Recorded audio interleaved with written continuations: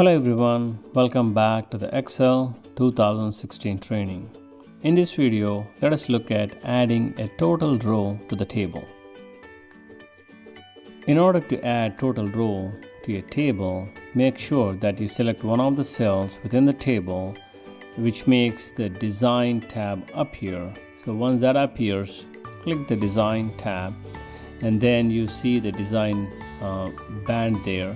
And then within the band you can see table style columns, and there you have total row. When you click on the total row, it automatically adds this total row at the end of the table.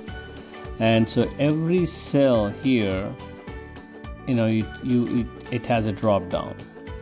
So let's look at the very last one that it added. It has some value in there. Let's see what this is. So it's a sum. So it added sum of all these values to this particular cell here, and you didn't have to add any kind of formula or do any kind of magic. Excel did that for you.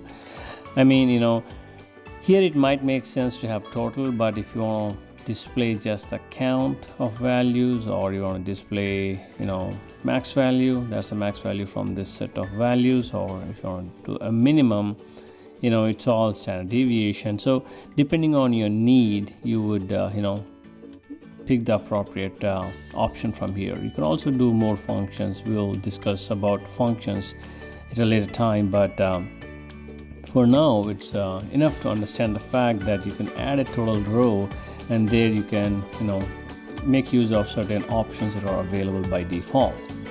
Now let's say you also want to add a total row for this particular, or total value for this particular column. Just go to the cell, put the drop down, do the sum. So that's the total annual salary for all these people, and that's the total potential with the bonus.